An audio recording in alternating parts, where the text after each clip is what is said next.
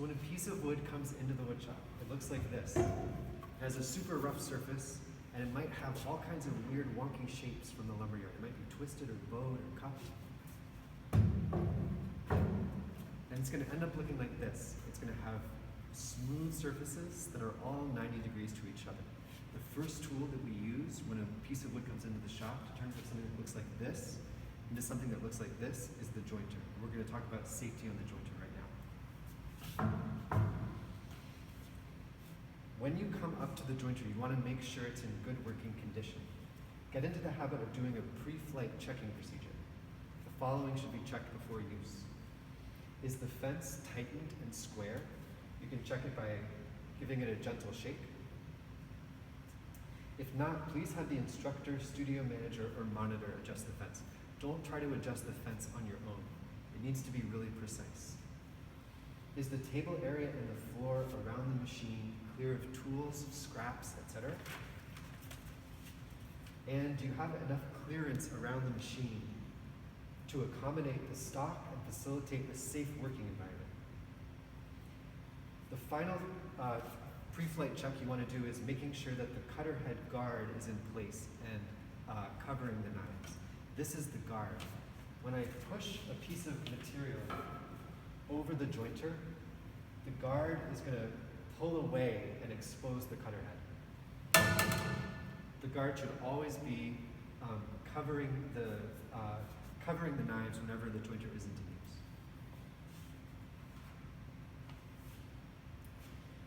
I'm never going to pass my hands directly over the cutter head.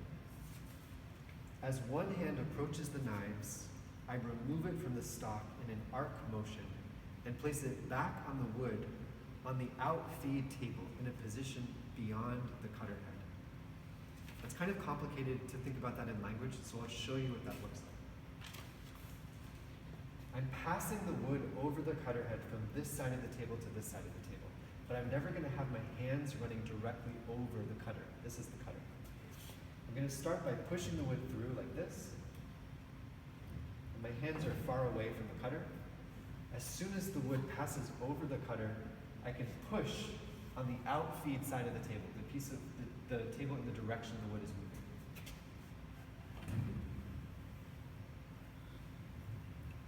moving. That's the correct operation. But in the Massart woodshop, you never need to have your hands directly on the wood at all.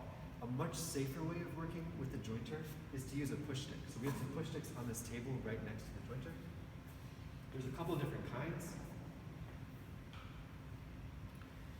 These push sticks are great. They have a little notch that rests on the back end of your workpiece. These push sticks give you really good traction and keep your hands up and away from the board and away from the cutter head. So if I'm pushing my workpiece through the jointer, this is what my operation is going to look like.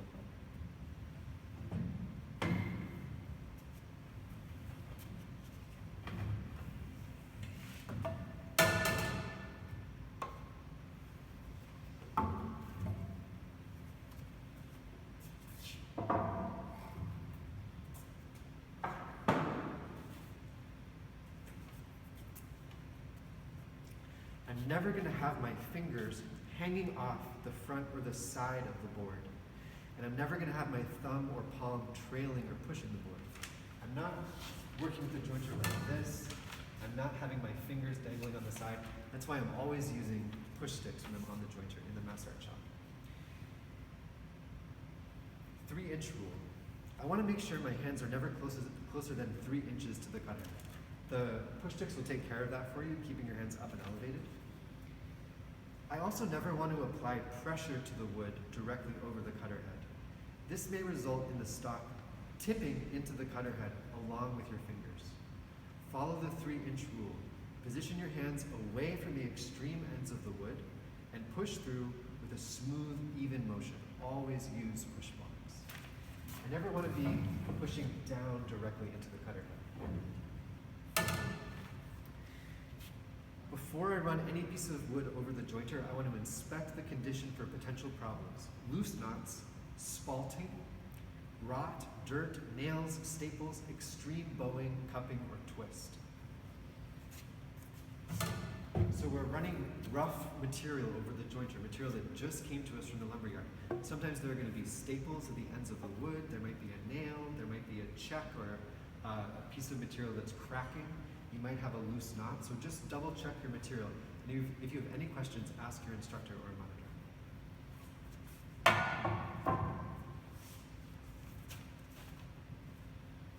I want to check the grain direction and joint the board going with the grain. I'll talk more about grain direction at the end of the demo.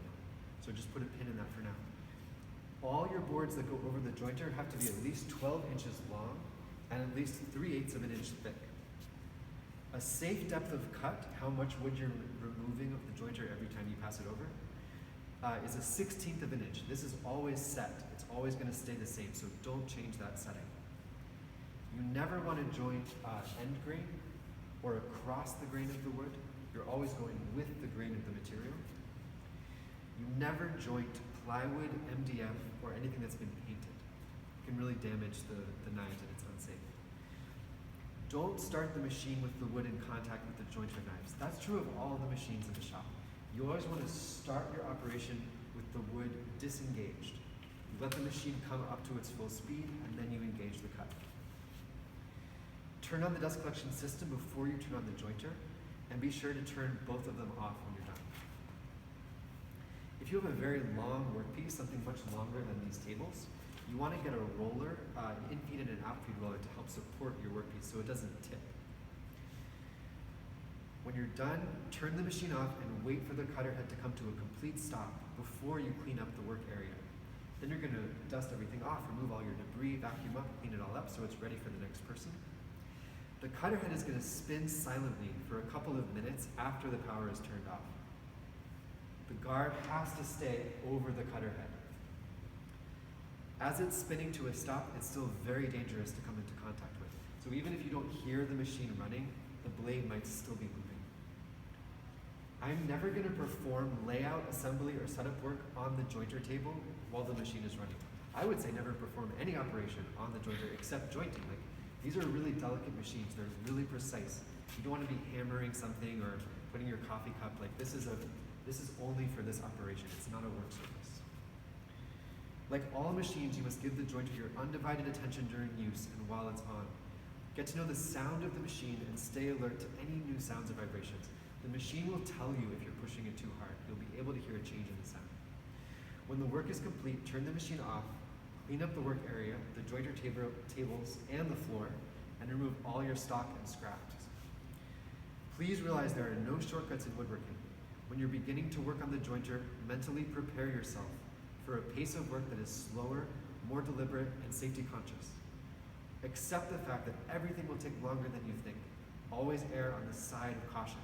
Familiarity with the jointer breeds confidence and competence, so practice often and ask questions and get help as you need it. Okay.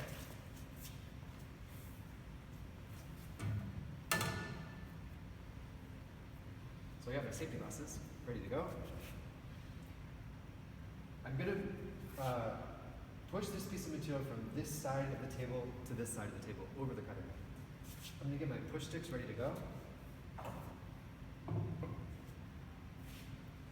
I have to do two things to turn the jointer on. I'm going to start by turning this red knob to the right. It's going to pop forward, and then I can press this green button, and that's going to turn the jointer on.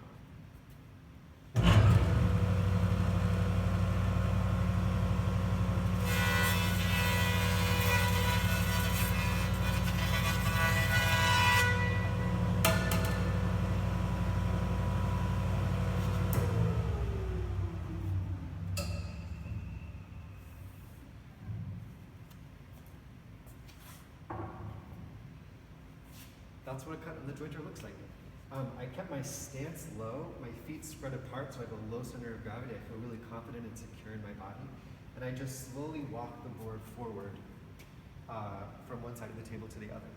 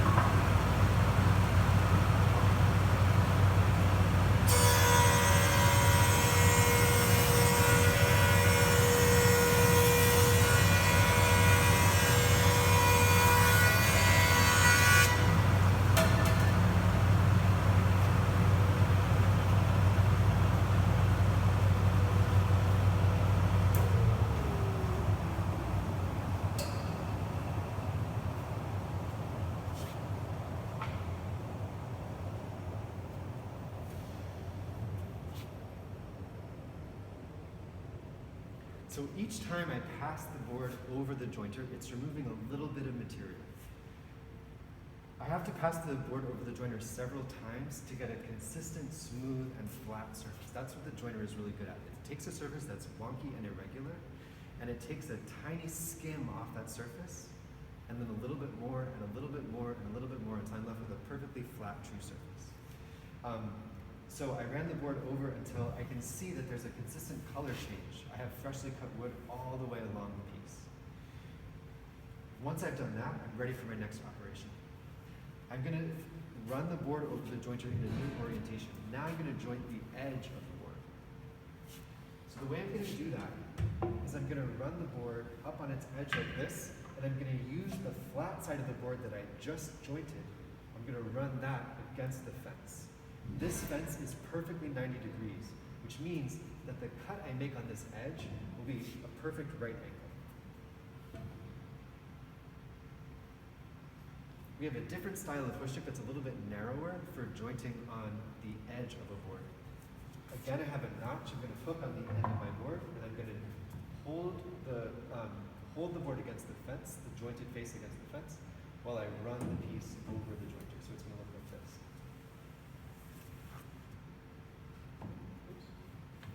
Go. All the way through. And again, I'm going to have to run it over several times to make sure I get that consistent, smooth, jointed face. So I'll show you what that looks like.